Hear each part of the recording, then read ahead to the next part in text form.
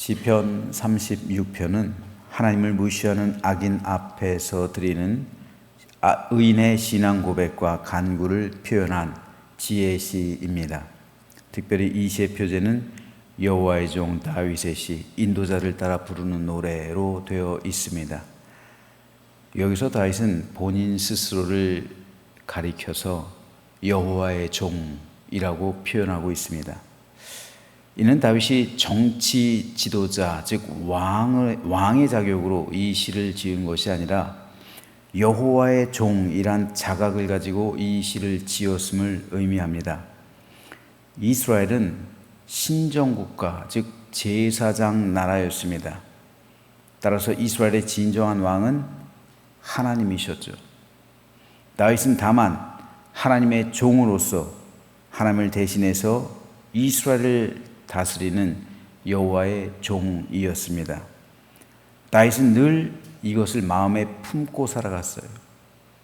왕이라는 사실 자체보다 내가 여호와의 종이라는 사실, 그것이 다윗에게는 가장 큰 보람이자 사명이었던 겁니다. 내 삶에 있어서 세상에서의 어떤 직책보다 더 중요한 것이 내가 바로 여호와의 종이다 라는 이 자각, 이것이 우리 성도들에게 있어서 정체성이어야만 합니다. 이것을 마음에 품고 사는 것이 왜 중요하냐면 교만으로부터 자기를 지켜주기 때문에 그렇습니다. 사람은 높아질수록 교만하게 돼 있어요. 많이 가질수록 고개를 들기 마련이고, 권세가 높아질수록 사람들을 무시하기 쉽습니다. 더군다나 한 나라의 왕이라면 백성들 위에 군림하기가 쉽죠. 그런데 자기가 실상은 왕이 아니라 종이라는 사실을 인식하게 된다면 그의 영혼은 교만해지는 것을 방지할 수 있는 겁니다. 그래서 다윗은 스스로를 가리켜 이스라엘의 왕이라 부르지 않고 여호와의 종이라 불렀던 겁니다. 그러므로 다윗이 자신을 가리켜 여호와의 종이라고 부른 것은 자기를 높이기 위한 것이 아니라 오히려 높아진 자신을 낮추기 위함이라는 사실을 깨달아야 합니다. 그리고 우리 역시 다윗처럼 여호와의 종으로 살아가야 합니다. 사람은 누구나 교만해지기 쉽습니다. 그런데 하나님께서는 교만한 사람을 버리십니다. 왜냐하면 인류의 죄악은 교만에서 비롯됐기 때문입니다. 사탄도 그 미의 천사도 교만했기 때문에 하나님과 같이 되려고 했기 때문에 사탄이 됐죠. 그 마음을 똑같이 인류에게 불어넣어줬죠. 그래서 인류도 하나님과 같이 되려고 했기 때문에 그 교만으로 인해서 타락했습니다. 그래서 하나님은 교만한 사람은 철저하게 버리십니다. 그래서 사울을 버리시고 다윗을 선택한 거예요. 사무엘의 말처럼 왕이요, 왕이 스스로를 작은 자로 여기실 때 하나님께서 왕을 선택하신 것 아닙니까? 하지만 왕이 이제 교만하게 됐습니다. 그래서 하나님께서는 왕을 버리시고 왕의 자리를 다른 사람에게 주었습니다. 다른 사람이 다윗이잖아요. 다윗은 겸손한 사람. 사울과 다윗이 다른 점은 사울은 왕이 되고 나서 교만해졌지만 다윗은 끝까지 겸손을 유지했다는 겁니다. 이게 다른 점이에요. 그래서 다윗은 자신을 여호와의 종이라고 표현하면서 하나님의 뜻대로 살아가기 위해, 즉 자신의 교만을 꺾기 위해 부단히 노력한 겁니다. 저도 매주 월요일, 오늘이죠, 새벽 예배 때면은 주일 보고서를 작성해서 하나님께 지난주에 있었던 우리 교회 일, 성도들의 일, 그리고 앞으로 계획, 그리고 어제 보고, 이런 거를 하나님께 보고 드립니다. 하나님께서 이 교회의 주인이시기 때문에 그래요. 제가 담임 목사가 되면서 한 주도 거르지 않고 한 작업이 이겁니다. 제가 한 달에 한 번 꼭 기획위원회를 하는 이유 역시 목사 스스로 판단하고 결정하고 일을 추진할 수 있어요.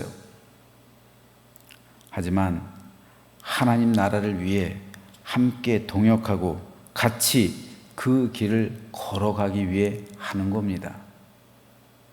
이로써 우리는 모두 여호와의 종이라는 사실을 인정하고 종으로서 하나님께서 우리에게 맡기신 사명을 함께 감당하기 위해서 그렇습니다. 이것은 우리 모든 성도에게도 해당되는 중요한 말씀입니다. 여러분 모두 여호와의 종들입니다. 여호와의 종으로서 하나님께서는 여러분 각자의 삶 가운데 거룩한 사명을 맡겨주셨습니다.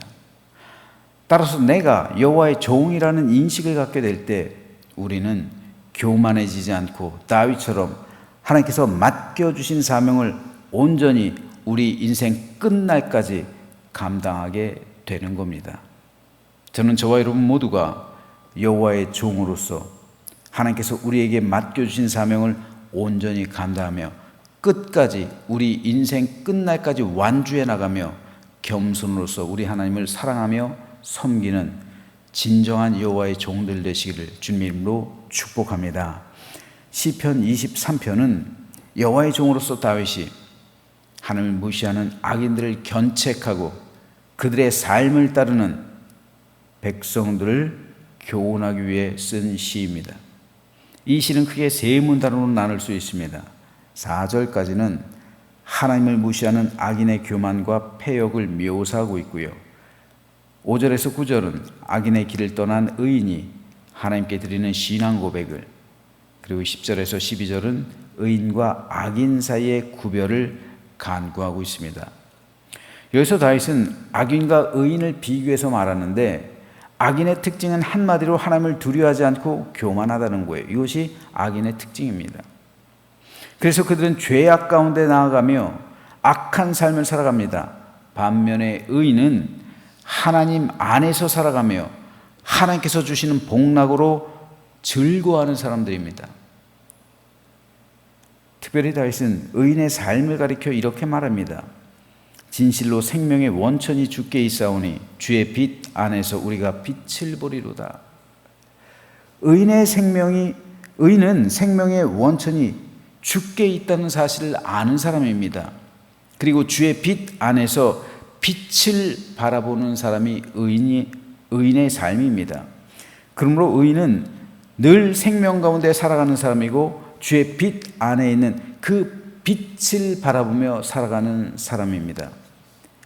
이 사실을 아는 것은 중요합니다. 왜냐하면 여러분 오늘부터 또다시 세상 속으로 나가서 살아갈 텐데 의인을 반기는 세상은 없기 때문입니다. 주님 말씀처럼 의인은 세상에서 핍박당하기 마련이고 어둠은 빛을 싫어하기 마련입니다. 따라서 여러분은 이번 한 주간 동안에도 영적인 싸움을 세상 속에서 치러내야만 합니다. 그런데 영적인 전쟁을 한다는 것은 내가 의인임을 증명해 주는 겁니다. 그리고 의인은 생명 가운데 살아가는 겁니다. 세상이 의인을 핍박할 수는 있지만 의인의 영원한 생명을 거둬갈 수는 없습니다. 즉 의인의 영혼을 지옥으로 보낼 수 없다는 말입니다. 지옥은 마귀들과 그를 추종하는 악인들을 위해 예비된 영원한 형벌의 장소, 하나님의 사랑이 끊어진 곳입니다. 그러나 의인에게는 생명이 있습니다. 그 이름이 생명책에 기록되어 있고 그 영혼이 하나님의 품 안에 있고 그 삶이 하나님의 손 안에 있습니다. 그러므로 의인은 주의 빛 안에서 빛을 바라보며 살아가게 됩니다. 세상 사람은 사탄이 주는 유혹의 대상을 바라보며 살아갑니다. 그들은 음녀가 건네주는 번쩍이는 금잔을 바라보며 살아갑니다. 그 금잔 안에는 각종 더러운 것이 가득 차 있음에도 사람들은 번쩍이는 금잔에 이끌려서 그 안에 있는 더러움을 마시고 그것에 취해서 살아갑니다. 그것에 취했기 때문에 복음을 받아들일 수 없는 겁니다. 하지만 의인은 음녀가 내미는 금잔을 바라보지 않습니다. 주의 빛을 바라보며 살아가는 사람입니다. 그래서 성경은 성도를 가리켜 빛의 자녀라고 부릅니다. 여러분이 오늘 살아가는 삶에는 분명 음녀의 금잔도 보일 것이고 주의 빛도 보일 겁니다. 여러분이 세상에 속한 사람이라면 여러분은 음녀의 금잔을 선택할 겁니다. 그것을 따라 살아갈 겁니다. 하지만 여러분이 참된 의인이라면 여러분은 여러분에게 비치는 주의 빛을 바라보며 그 길로 걸어갈 겁니다. 이것이 우리 삶에 놓여 있는 거예요. 우리도 육적인 생명이 있고 영적인 호흡이 있기 때문에 우리에게는 두 가지가 보여요. 세상 사람은 음녀의 금잔밖에 보이지 않죠. 하지만 성도에게는 두 가지가 보이는 거예요. 음녀의 금잔도 보이고요, 주의 빛도 보이고요. 어떤 것을 바라보느냐에 따라서 우리는 그 길을 선택할 수밖에 없는 거예요. 우리에게 음녀의 금잔이 분명히 육적인 삶을 따라 보일 것이지만 그러나 그 길을 따라가는 것이 아니라 우리에게는 영적인 주의 빛이 우리에게 비칠 텐데, 보일 것인데, 그 주의 빛을 따라 걸어가는 삶, 음녀의 금잔이 우리에게 안 보인다는 게 아닙니다. 우리에게 보여요. 보이지만 그것을 따라가는 것이 아니라 주의 빛을 따라 걸어가는 삶, 이것이 바로 의인의 삶이란 말입니다. 그리고 거기에 생명이 있다는 말이에요. 그래서 여호와의 종은 진실로 생명의 원천이 주께 있사오니 주의 빛 안에서 우리가 빛을 보리이다 라고 고백하는 겁니다. 그럴 때 그런 의인을 향해 다윗은 이런 고백을 남깁니다. 하나님이여, 주의 인자심이 어찌 그리 보배로우신지요. 사람들이 주의 날개 그늘 아래 피하나이다. 그들이 주의 집에 있는 살진 것으로 풍족할 것이라. 주께서 주의 복락의 강물을 마시게 하시리이다. 주의 빛을 선택하며 걸어가는 사람, 그에게 하나님께서는 날개 그늘이 되어 주신다는 거예요. 그를 보호해 주신다는 겁니다. 그와 함께 하신다는 거예요. 그래서 주께서 주의 복락의 강물을 마시게 하신다는 거예요. 생명 샘물로 그를 적셔 주신다는 겁니다. 그의 삶이 비록 세상에서 곤고하고 고난과 역경의 길을 걸어간다 할지라도 주의 날개로 그를 덮어주시고 그에게 복락의 강물을 마시게 하셔서 이기게 하시고 승리하게 하신다는 말씀입니다. 저는 저와 여러분 모두가 여호와의 종이 되어서 의인으로 이곳에서 살아가게 되기를 소망합니다. 그래서 늘 생명 가운데 살아가며 주의 빛 안에서 빛을 바라보며 주의 날개 그늘 아래에서 주께서 인도하시는 대로 주의 보호함을 받으며 살아가는 이 세상에서의 삶이 되시길, 철로 역정의 여정이 되시기를 주님의 이름으로 축복합니다. 그래서 그들이 주의 집에 있는 살진 것으로 풍족할 것이라. 주께서 주의 복락의 강물을 마시게 하시리라는 믿음의 고백이 오늘 나의 고백이 되어서 참된 평강과 안식을 누리며 살아가는 오늘 하루, 그리고 이번 한 주간 되시기를, 그리고 우리의 인생길 되시기를 주님의 이름으로 축원합니다.